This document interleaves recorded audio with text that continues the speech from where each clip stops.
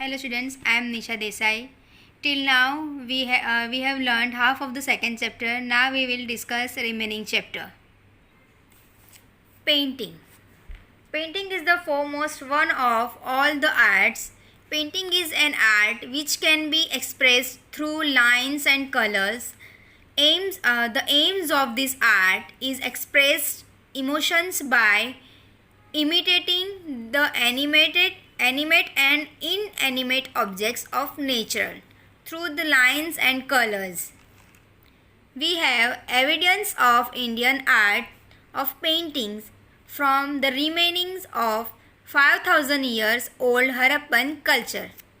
Various models of paintings have been found out many times by the archaeological department during excavation work. We have traces of the pictures of animals and birds in the cave, painting of primitive man of Stone Age at Bhimbetka, which is in MP. People used to draw geometrical designs and sketches. As we all know, with the music or with the help of paintings, we can express our feelings, our expressions with the different colors, curves and lines. We can express our emotions also through the paintings, and that evidence of Indian art of painting from the remaining of 5000 years, this evidence got from the Harappan culture. The models of paintings have been found during the excavation work by the archaeological department,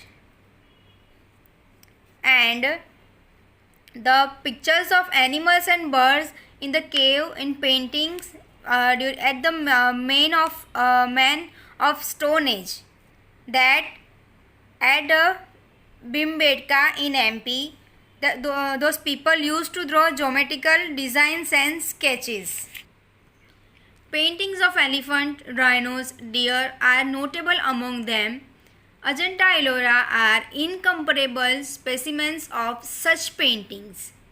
Drawing and sketches of swastik pictures, Ganesha at the time of festivals and celebrations is an old tradition of India. Rangoli making is also a very old tradition in some of the regions in India.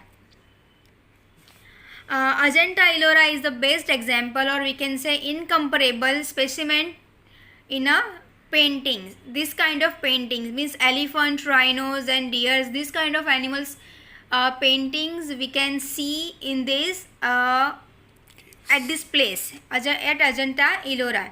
Then drawing and sketches like swastik pictures and Ganeshas and rangolis that we make or draw during festivals and celebrations.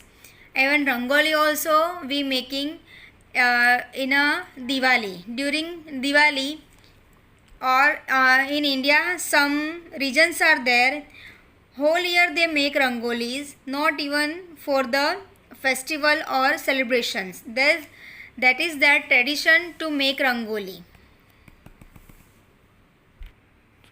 Fine arts of India. Singing, playing, dancing and performing role of different characters is unique feature of Indian culture.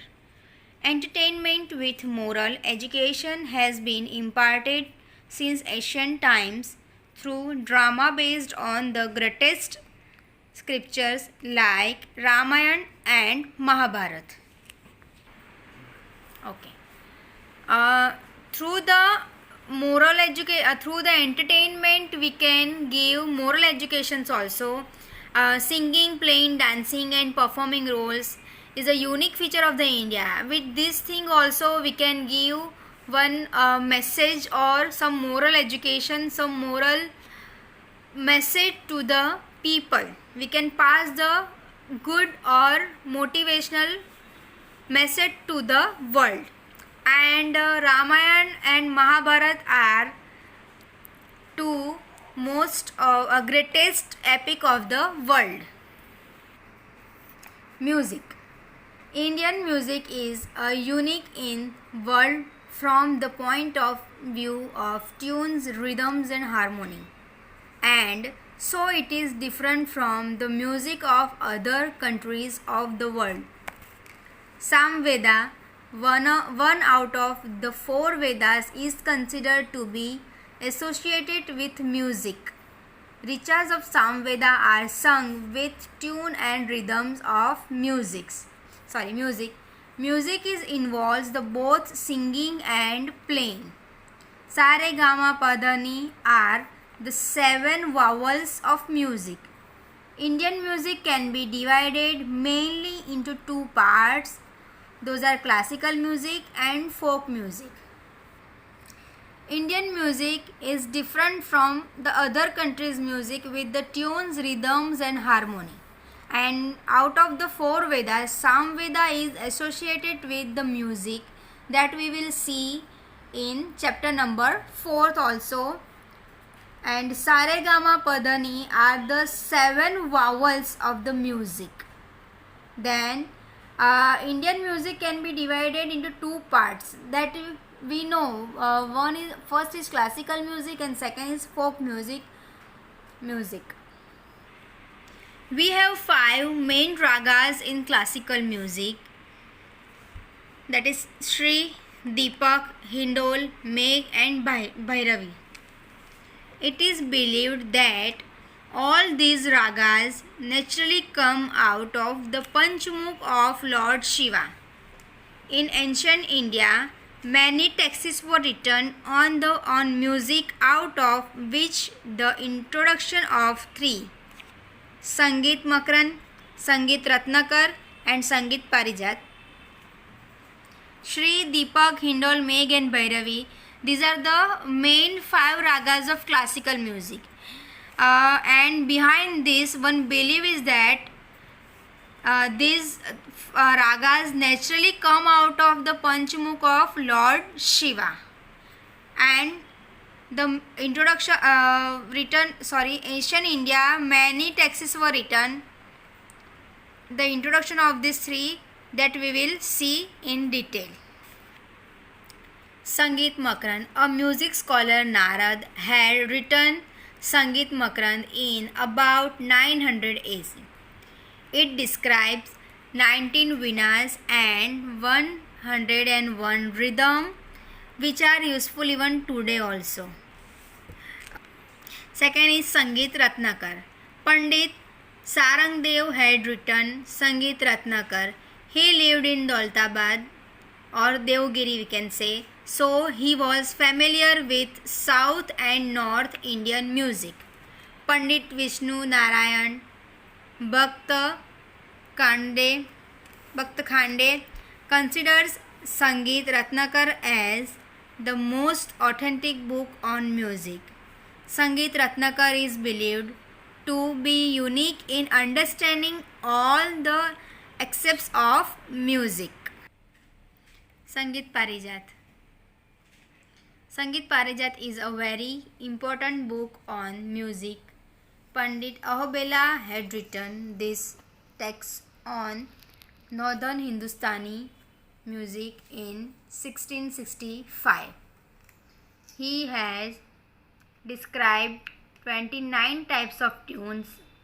He had noted one important characteristic feature of all the ragas, saying that the ragas have their own individual identity and characteristics.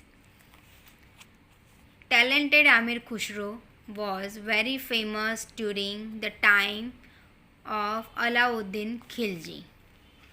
He was known as Tutiye-Hind, Parrot of India, in Indian history due to his contribution in the field of music and poetry.